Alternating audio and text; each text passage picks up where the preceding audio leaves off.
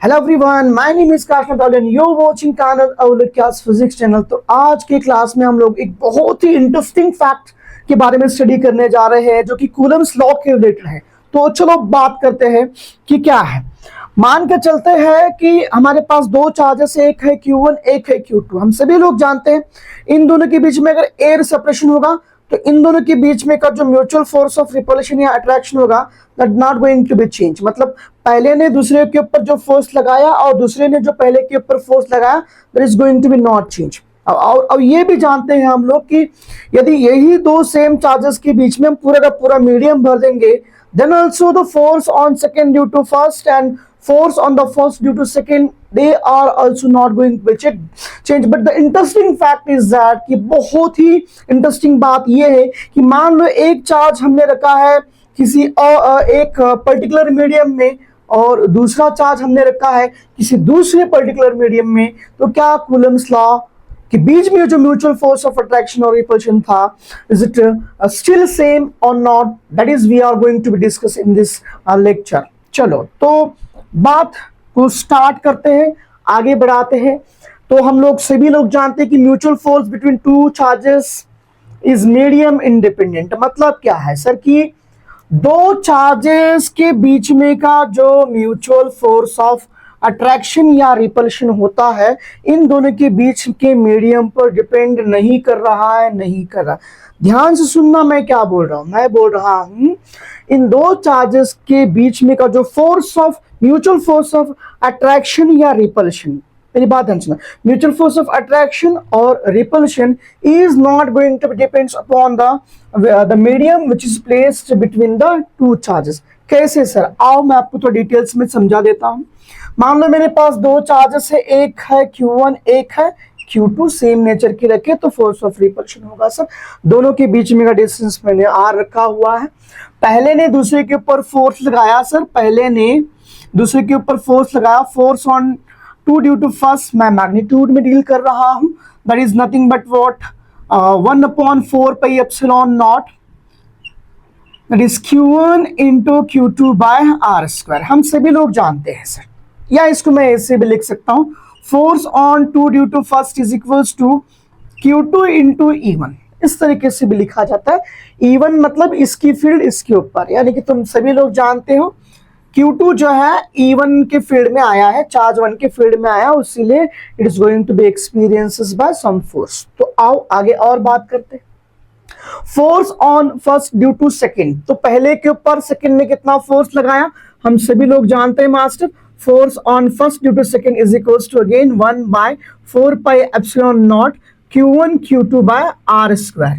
तो यहाँ पे जो मीडियम मैंने रखा हुआ है एयर है, तो तुम नोटिस कर सकते हो इन बातों से कि ये जो फोर्स है दूसरे के ऊपर वो सिमिलर है फोर्स ऑन फर्स्ट।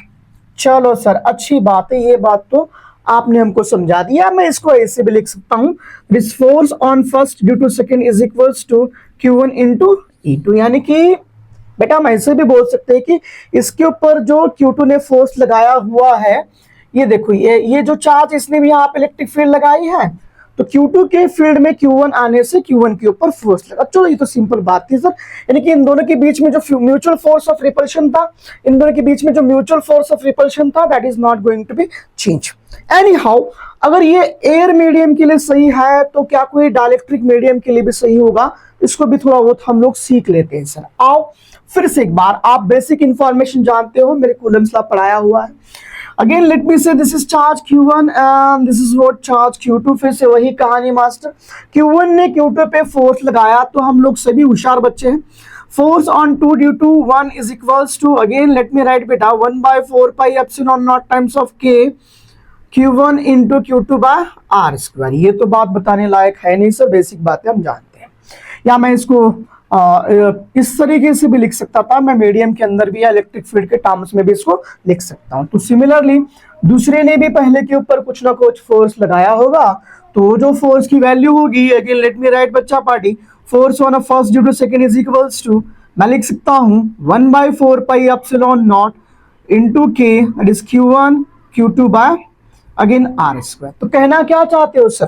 कहना बड़ा सरल और सिंपल है, दो चार्जेस के बीच में यदि कोई भी मीडियम कंप्लीटली रखा जाए तो इन दोनों के बीच में का जो फोर्स ऑफ अट्रैक्शन या रिपल्शन होगा that is not going to be change. इसीलिए मैंने पहला सेंटेंस क्या लिखा हुआ है यहाँ पर, what is that means, mutual force between two charges is medium independent. याद रखना याद रखना याद रखना, मैं कूलम फोर्स में बात कर रहा हूं।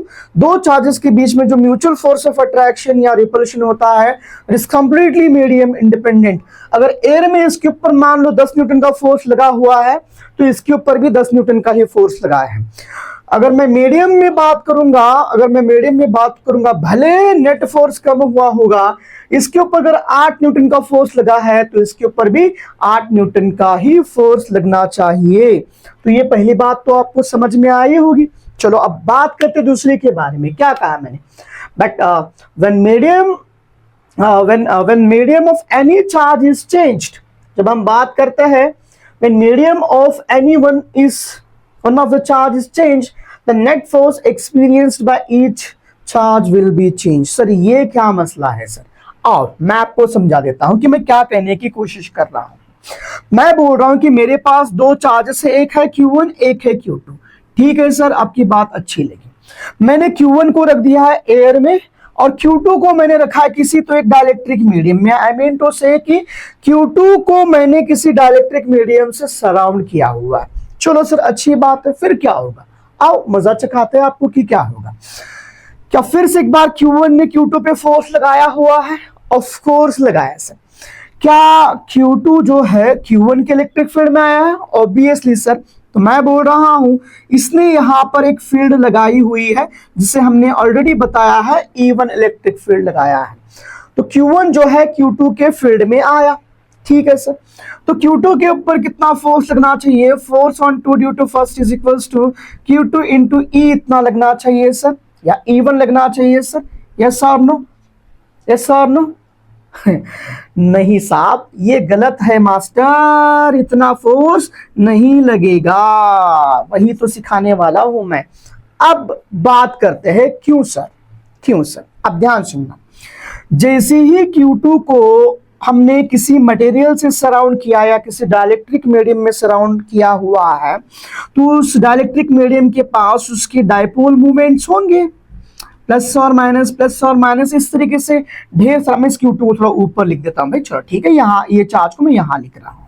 ठीक है, तो इस चार्ज के पास ढेर सारे प्लस माइनस चार्जेस होंगे, होनी भी चाहिए सर।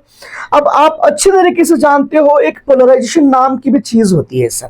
तो होगा यूं कि जैसे ही ये मीडियम इस इलेक्ट्रिक फील्ड में आ जाएगा तो होगा ई बबुआ, होगा का कि ई जो चार्ज वहां अंदर पड़े हुए हैं ई पोलराइज होकर कुछ इस तरीके से बनेंगे, positive negative again positive negative. तो इस तरीके से बनने के बाद यानी कि यहाँ पे charge is going to be induced, इस मटेरियल के अंदर इंडक्शन स्टार्ट या तो पोलराइजेशन होगा। पोलराइजेशन होने के कारण से ये चार्जेस सेपरेट होंगे सर। जैसे ही चार्जेस सेपरेट होंगे तो यहाँ पे भी एक इस मटेरियल ने या इस मीडियम ने यहाँ पे खुद की एक फील्ड बनाई हुई होगी। तो भाई साहब ऐसी बात है Q1 के फील्ड के कारण से ये जो मटेरियल था वो पोलराइज हुआ है। पोलराइज होने के कारण से इस मटेरियल के कारण से भी एक इंड्यूस्ड इलेक्ट्रिक फील्ड बनी है। मैं जिसको नाम देने वाला हूं E2 मान के चलता हूं, मैं नाम देने वाला हूं E2 नाम देने वाला हूं। तो बात ऐसी है सर, अब यहाँ पे E1 फील्ड इधर जा रही है, E2 फील्ड इधर इस तरफ अपोजिट में आ रही है। तो प्रिंसिपल ऑफ सुपरपोजिशन तुम जानते ही होंगे। तो इलेक्ट्रिक फील्ड कितना होगा, यहाँ पे इलेक्ट्रिक फील्ड होगा भाई साहब E1 माइनस E2। तो आपके जानकारी के लिए बता रहा हूं इसके ऊपर अब फोर्स की वैल्यू घट चुकी है। अंडरस्टैंडिंग में क्या बोलने जा रहा हूं, ये फील्ड E2 ये फील्ड E1, तो नेट फील्ड Q2 के ऊपर कितना लगेगी भाई साहब E1 माइनस E2 इतनी फील्ड लगेगी। तो क्या मैं यहाँ पे बोल सकता हूं कि ये जो चार्ज था Q2 के ऊपर फोर्स थोड़ा बहुत डिक्रीज किया, लेकिन मजे की बात क्या है इसके ऊपर फोर्स अलग रहेगा और इसके ऊपर फोर्स अलग रहेगा। So therefore what I am trying to tell you, Coulomb's law is not valid for the two charges when they are placed individually in two different mediums. जी हाँ, फिर से एक बार बोल रहा हूं मैं, कूलम्स लॉ को हम लोग नहीं लगा सकते हैं, नहीं लगा सकते डजंट मीन कि वैलिड नहीं है, बता रहा हूं मैं आपको। वैसे तो इसका रिजल्ट निकाल सकता हूं मैं चाहे तो भी, ठीक है, बट जब ये चार्ज Q1 है, ये चार्ज Q2 है, इसको अलग मीडियम में रखा और इसको अलग मीडियम में रखा, तो कूलम्स लॉ मतलब एप्लीकेबल नहीं होगा, यानी कि वैलिड नहीं होगा। कैसे सर? इसके ऊपर मान लो 10 न्यूटन का फोर्स है और इसके ऊपर 8 न्यूटन का फोर्स है। हम सभी तो जानते हैं कूलम्स लॉ जो है एक्शन रिएक्शन फोर्स है, न्यूटन का थर्ड नियम को भी ओबे करता है। तो सारा न्यूटन भी भाग जाएगा यहां से कि बोला यार कूलम तो ये जो लॉ लगा रहा है ना भैया, ई का जो बात है, दो अलग अलग मीडियम में जब चार्जेस वह रखेंगे तो हम लोग काम नहीं करेंगे, हमारा थर्ड नियम काम नहीं करेगा। So basically because of that one only I have written here, when the medium of any one charge is changed, then the net force experienced by each charge will change, and hence I may say that the mutual force of attraction or repulsion between two charges is not going to be same. Make it the point and इसको लिखो। I hope so मेरी class समझ में आई होगी। Thank you so much.